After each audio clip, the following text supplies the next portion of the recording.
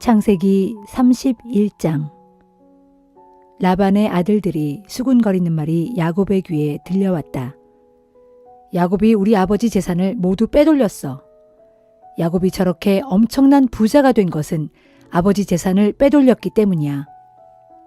또 라반이 야곱을 바라보는 낯빛도 예전 같지 않았다. 그때 주께서 야곱에게 말씀하셨다. 내 조상들이 살던 땅, 내 피부치들이 살고 있는 고향으로 돌아가라. 내가 너와 함께 하겠다. 야곱은 라헬과 레아를 자기 가축대가 있는 들로 나오게 하여 그들에게 말했다. 요즘 장인어른의 낯빛이 예전 같지 않소. 나를 대하는 태도가 달라졌소. 하지만 내 조상의 하나님께서는 지금껏 나와 함께 하셨소. 당신들도 잘 알다시피 내가 당신들의 아버지를 위해 얼마나 열심히 일했소. 그런데도 장인어른은 나를 속였소. 내 품삯을 준다 하면서 10번이나 마음을 바꾸었소. 하지만 하나님께서는 장인어른이 나에게 해를 끼치지 못하게 하셨소. 장인어른이 나에게 점 있는 가축은 모두 자네 품삯이네 하면 태어나는 가축마다 모두 점 있는 것이 태어났소. 또 장인어른이 나에게 얼룩무늬 있는 가축이 모두 자네 품삯이네 하면 태어나는 가축마다 모두 얼룩무늬 있는 것만 태어났소. 하나님께서는 이렇게 장인어른의 가축을 빼앗아 내게 주셨소. 가축들이 교미할 때가 되었을 때 나는 꿈을 꾸었소. 꿈속에서 내가 눈을 들어보니 암컷과 교미하는 수컷들은 모두 얼룩무늬가 있거나 점이 있거나 줄무늬가 있는 것들이었소. 하나님의 천사가 꿈속에서 야곱아 하고 부르시길래 예, 제가 여기 있습니다 하고 대답하니 그 천사가 내게 말했소. 눈을 들어 똑똑히 보아라. 암컷과 교미하는 수컷이 모두 얼룩무늬가 있거나 점이 있거나 줄무늬가 있는 것들 아니냐? 라반이 지금까지 내게 어떻게 해왔는지 내가 다 알고 있다. 나는 베델에서 내게 나타났던 하나님이다. 너는 거기에서 기념석에 기름을 부으면서 나에게 맹세했다. 이제 너는 이곳을 떠나라. 네 피부치들이 사는 땅으로 돌아가라. 그러자 라헬과 레아가 야곱에게 대답했다. 우리 아버지가 우리에게 물려주신 유산은 아직까지 아무것도 없어요. 그래요. 아버지는 우리를 마치 떠돌이 나그네처럼 대하셨어요. 우리를 당신에게 팔아넘기고 우리에게 주어야 할 몫까지 다 가로채셨어요. 하나님께서 우리 아버지에게서 빼앗아 주신 모든 재산은 우리와 우리 자식들의 것이에요. 하나님께서 당신에게 말씀하신 대로 따르도록 하세요. 야곱은 서둘러 자기 아내들과 자식들을 낙타에 태웠다. 가축대와 밧단아람에서 벌어들인 모든 재산과 가축들도 챙겨서 야곱은 아버지 이삭이 살고 있는 가나안 땅을 향해 떠났다. 라반은 양털을 깎으러 나가 집 안에 없었다. 라헬은 자기 아버지 소유인 드라빔 신상을 훔쳤다. 야곱은 아람 사람 라반에게 도망칠 낌새를 조금도 내비치지 않은 채 서둘러 길을 떠났다. 야곱은 자신의 모든 재산을 챙겨서 달아났다. 강을 건너 야곱은 길르앗 산악지대 쪽으로 향했다. 야곱이 도망한 지 사흘이 지난 후에야 라반은 그 소식을 들었다. 라반은 친척들을 이끌고 급히 야곱을 뒤쫓아갔다. 이래 만에 라반은 길르앗 산악지대에서 야곱을 따라잡았다. 그날 밤 하나님께서 라반의 꿈에 나타나 말씀하셨다. 너는 좋은 말이든 굳은 말이든 야곱과 일체 시비하지 말라. 야곱은 산 속에 장막을 치고 거기서 묵고 있었다. 라반도 자기 친척들과 함께 길르앗 산악지대에 장막을 쳤다. 라반이 야곱에게 말했다. 자네는 어쩌자고 이런 짓을 하는가? 어째서 나를 속이고 마치 전쟁터에서 칼로 위협하여 포로를 끌고 가듯 내 딸들을 잡아가려 하는가? 무슨 까닭으로 자네는 이렇게 비밀리에 떠나왔는가? 이렇게 나를 속여도 되는가? 자네가 고향으로 돌아간다고 말했으면 내가 설마 안 보내주었겠는가? 북도 치고 수금도 뜯고 노래도 부르면서 자네를 기쁘게 떠나보냈을 텐데 이게 무슨 짓인가? 나로 내 손자들과 딸들에게 작별 인사조차 못하게 해도 되는 것인가? 왜 자네는 이런 어리석은 짓을 하는가? 내게는 자네를 해칠 힘이 있네. 하지만 어젯밤 꿈에 자네 조상의 하나님께서 내게 나타나 말씀하시더군. 좋은 말이든 굳은 말이든 자네와 일체 시비를 하지 말라고 말이야. 나는 자네가 그토록 고향으로 돌아가고 싶어하는 마음을 충분히 이해하네. 자네는 워낙 오래 고향을 떠나 살았지 않았는가? 하지만 어째서 자네는 우리 집 신상까지 훔쳐가는가? 야곱이 라반에게 말했다. 제가 말씀도 드리지 못하고 떠난 것은 장인어른께서 제 아내들을 억지로 빼앗아 가실까 두려워서 그랬습니다. 하지만 장인어른 집의 신상은 절대 훔치지 않았습니다. 만일 그 신상을 가진 사람이 나오면 장인어른께서는 그 사람을 죽여도 좋습니다.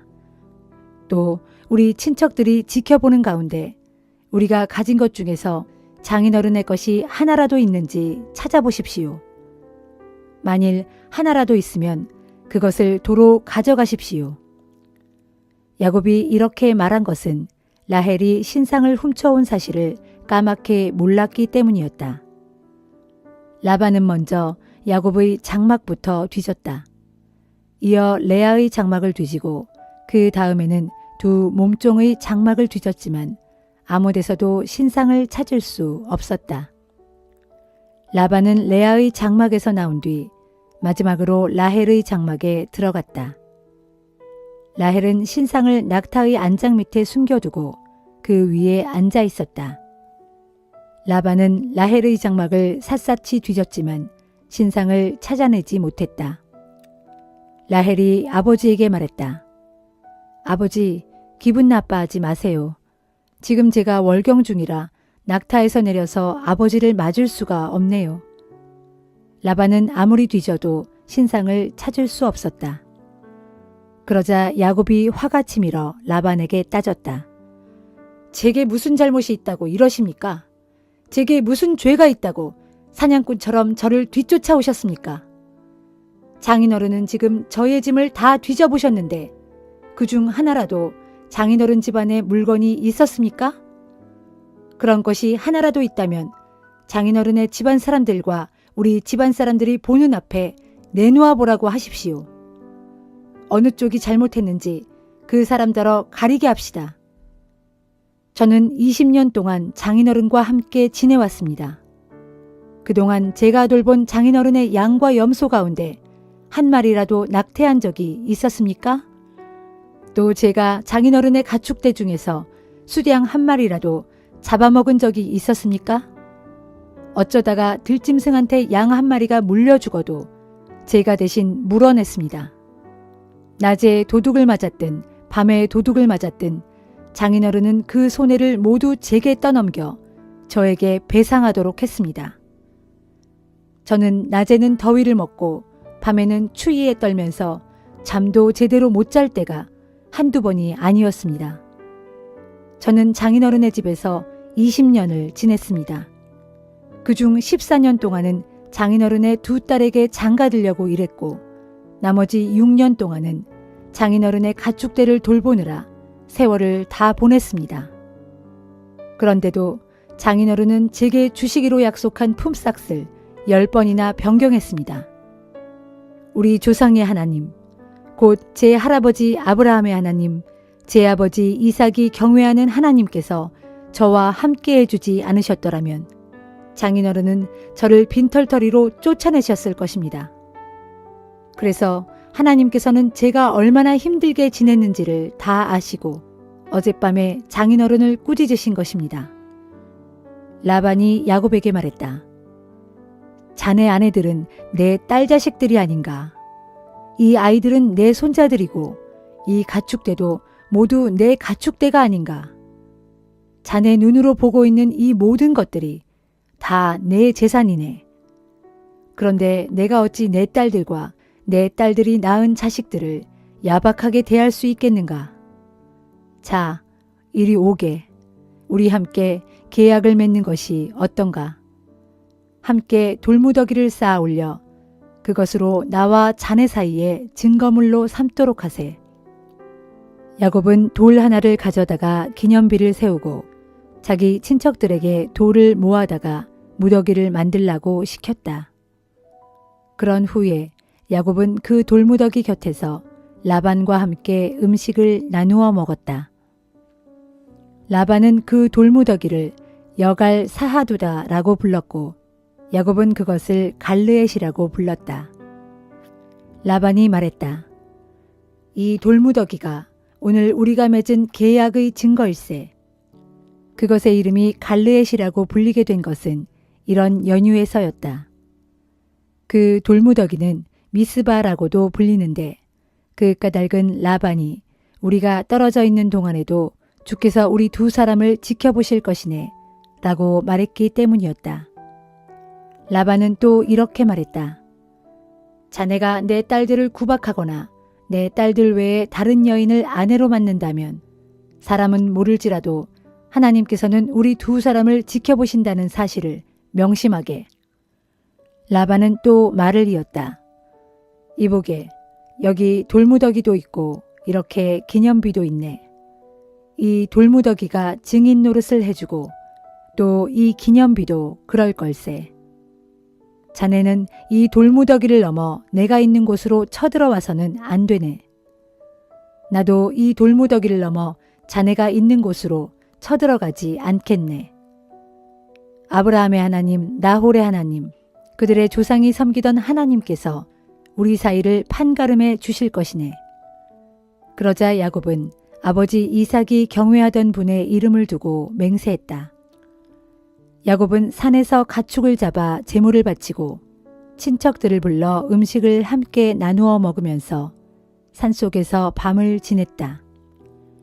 라반은 다음 날 아침 일찍 일어나 손자들과 딸들에게 작별 인사를 하면서 그들을 축복해 주었다. 그리고 라반은 길을 떠나 자기 집으로 돌아갔다.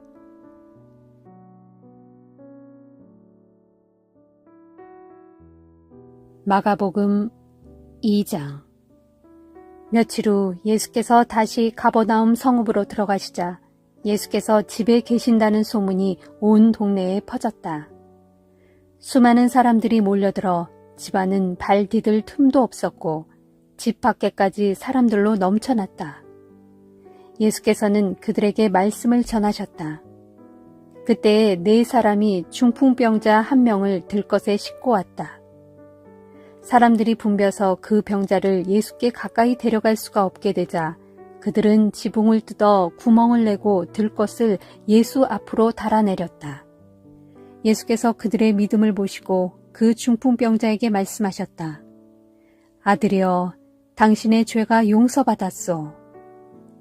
마침 율법교사 몇 사람이 거기에 앉아 있다가 속으로 생각하였다. 죄를 용서한다고? 이 사람이 어찌하여 감히 이런 말을 하는가? 이것은 분명 하나님을 모독하는 말이다. 오직 하나님만이 죄를 용서하실 수 있지 않은가? 예수께서 그들의 생각을 알아차리고 그들에게 말씀하셨다. 당신들은 왜 그런 생각을 품고 있소? 중풍병자에게 당신의 죄는 용서받았소 하고 말하는 것이 쉽겠소? 아니면 일어나서 들것을 가지고 걸어가시오 하고 말하는 것이 더 쉽겠소? 인자는 땅에서 죄를 용서하는 권세를 가지고 있어. 내가 이 사람을 고쳐서 그 증거를 당신들에게 보여주겠소. 그런 후 예수께서 그 중풍병자에게 말씀하셨다. 내가 당신에게 말하겠소. 당신은 일어나서 당신의 자리를 걷어 집으로 가시오. 당신의 병이 다 나았소. 그러자 그 사람이 벌떡 일어나더니 사람들이 모두 지켜보는 가운데 자기의 들것을 들고 걸어나갔다. 사람들은 크게 놀라서 하나님을 찬양하며 말했다. 우리가 이런 일은 일찍이 본 적이 없다. 예수께서 다시 갈릴리 호숫가로 나가셨다. 많은 사람들이 예수께 모여들자 그들에게 말씀을 전하기 시작하셨다. 예수께서 길을 가시던 중 알페오의 아들 레위가 세관에 앉아 있는 것을 보시고 그에게 말씀하셨다. 나를 따르시오. 그러자 레위는 벌떡 일어나 예수를 따라 나섰다. 어느 날 예수께서 레위의 집에서 식사를 하셨다. 그 자리에는 제자들뿐만 아니라 예수를 따르는 세리와 죄인들도 많았다. 바리새파 사람들인 율법 교사들이 예수께서 죄인들 및 세리들과 함께 어울려 식사하는 것을 보고는 예수의 제자들에게 물었다. 어째서 당신네 선생은 저런 인간들과 어울려 식사를 합니까? 예수께서 그 말을 들으시고 그들에게 말씀하셨다. 건강한 사람에게는 의사가 필요 없지만 병든 사람에게는 의사가 필요하오. 나는 의인을 부르러 온 것이 아니라 죄인을 부르러 이 땅에 왔소. 세례 요한의 제자들과 바리새파 사람들이 금식을 하고 있을 때였다. 몇몇 사람이 예수께 와서 물었다. 세례 요한의 제자들과 바리새파 사람들은 금식을 하는데 왜 선생님의 제자들은 금식을 하지 않는 것입니까? 예수께서 그들에게 대답하셨다. 결혼잔치에 참석한 신랑의 친구들이 신랑과 같이 있으면서 어떻게 금식을 하겠소? 신랑과 함께 있는 동안에는 금식을 할 수 없소.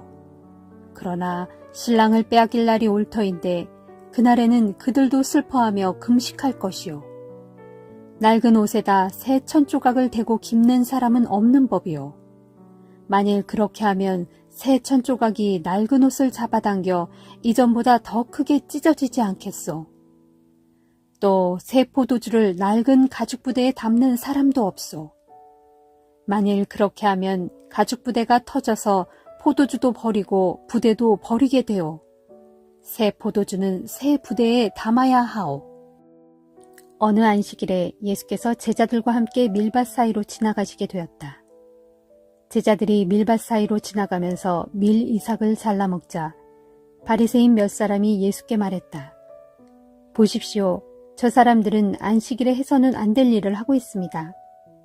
예수께서 그들에게 말씀하셨다. 당신들은 다윗과 그 일행이 먹을 것이 없어서 굶주렸을 때 다윗이 행한 일을 읽어보지 못했소. 당시 아비아달이 대제사장으로 있을 때 다윗은 하나님의 전에 들어가서 제사장 외에는 아무도 먹을 수 없는 빵, 곧 제단 위에 차려놓은 빵을 먹었고 그의 일행에게도 나누어 주지 않았소. 그러고서 예수께서는 그들에게 말씀하셨다. 안식일이 사람을 위해 만들어진 것이지 사람이 안식일을 위해 만들어진 것이 아니란 말이오. 그러므로 인자는 안식일에도 주인이요.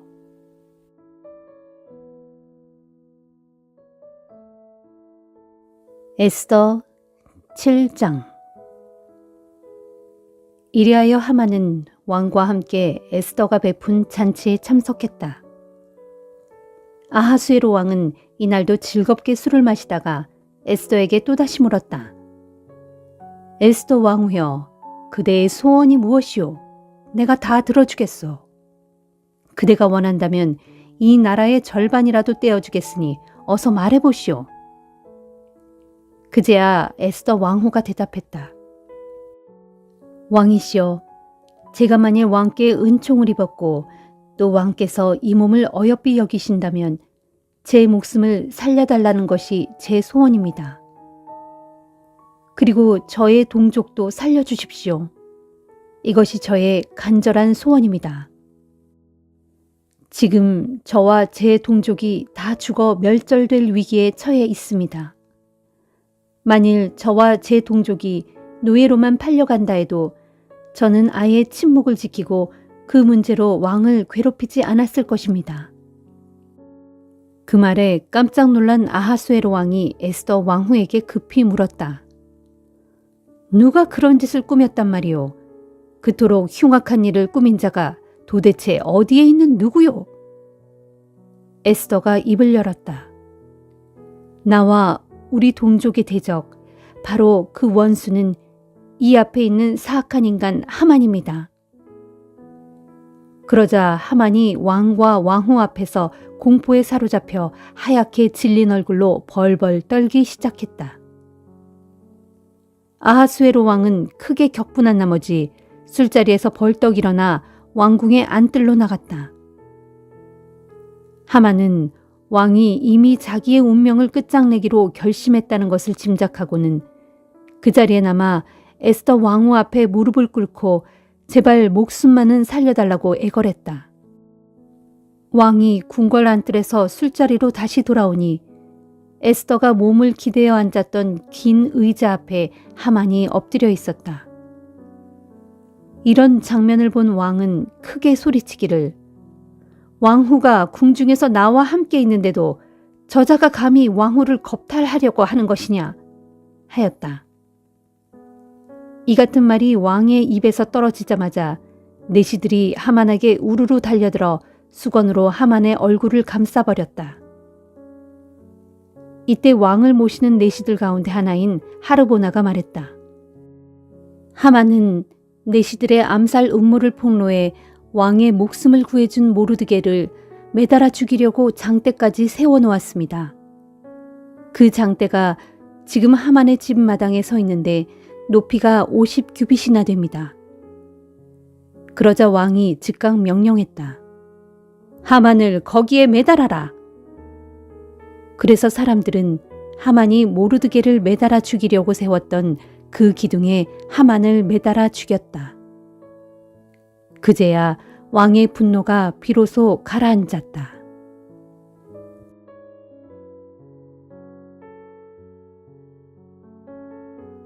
로마서 2장. 그러므로 남을 판단하여 정죄하는 사람이여 그대는 죄가 없다고 변명할 수 없습니다. 남을 판단하여 정죄하는 그 일로 결국 그대는 자기 스스로를 정죄하는 셈입니다. 왜냐하면 남을 판단하여 정죄하는 그대도 그 사람과 똑같은 짓을 행하고 있기 때문입니다. 우리는 하나님의 심판이 진리에 따라 이런 일을 행하는 사람들에게 공의롭게 내려진다는 것을 압니다. 이런 일을 행하는 사람을 판단하여 정죄하면서도 자기 자신도 이런 일을 행하는 사람이여 그대가 하나님의 심판을 피할 수 있을 줄로 생각합니까? 그렇지 않으면 선하신 하나님께서 그대를 인도하여 회개의 자리로 이끌고자 하시는데도 그것을 알지 못하고 그분께서 베푸시는 풍성한 인자하심과 용납하심과 오래 참으심을 오히려 멸시하려는 것입니까? 그대가 회개할 줄 모르는 완고함과 완악함을 발휘하는 그만큼 그대는 장차 하나님의 공의로운 심판의 날에 자신이 받을 진노를 스스로 쌓아 올리고 있는 것입니다. 하나님께서는 각 사람들에게 그들이 행한 대로 갚아주실 것입니다. 인내로써 꾸준히 선한 일을 행함으로 영광과 존귀와 썩지 않을 것을 추구하는 사람에게는 하나님께서 영원한 생명으로 갚아주시고 자기 이익만을 추구하면서 진리를 거스르고 불의를 좇는 사람에게는 진노의 형벌을 내리실 것입니다. 악한 일을 행하는 모든 사람에게는 유대인이나 헬라인이나 가릴 것 없이 환난과 고통을 주실 것이지만 선한 일을 행하는 모든 사람에게는 유대인이나 헬라인이나 가릴 것 없이 영광과 존귀와 평강을 주실 것입니다. 하나님께서는 사람을 차별하지 않으시기 때문입니다. 율법을 모르고 죄를 저지른 사람은 율법과 상관없이 멸망할 것이고 율법을 알면서도 죄를 저지른 사람은 율법에 따라 심판을 받을 것입니다. 하나님 앞에서는 율법을 알아듣는 사람이 의로운 사람이 아니라 오직 율법을 지켜 행하는 사람이 의롭다고 인정을 받게 될 것이기 때문입니다.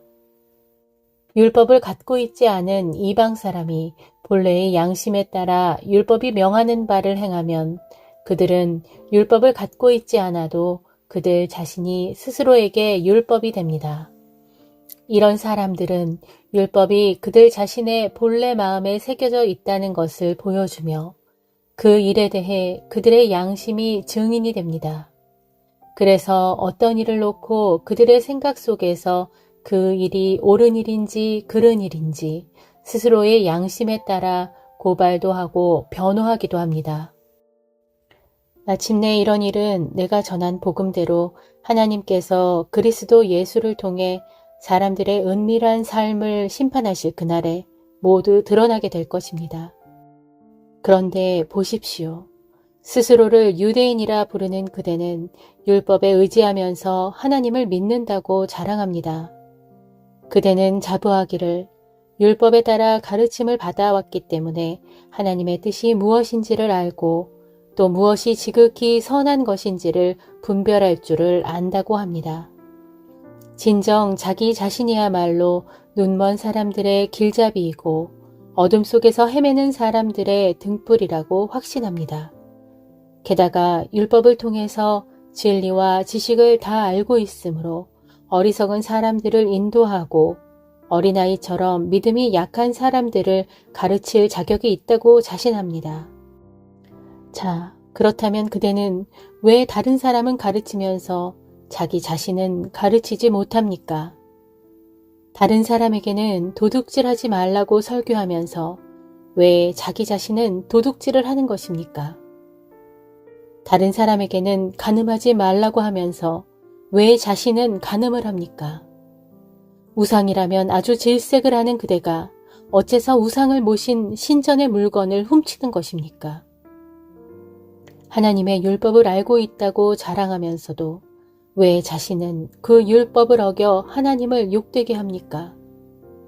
그렇기에 너희 때문에 하나님의 이름이 이방 사람들 가운데서 욕을 먹고 있다 라고 기록한 성경 말씀이 조금도 틀리지 않습니다. 그대가 율법을 지킨다면 할례를 받은 것이 유익한 가치가 있겠지만 율법을 지키지 않는다면 그대가 받은 할례는 무익해서 할례를 받지 않은 것과 다를 것이 없습니다.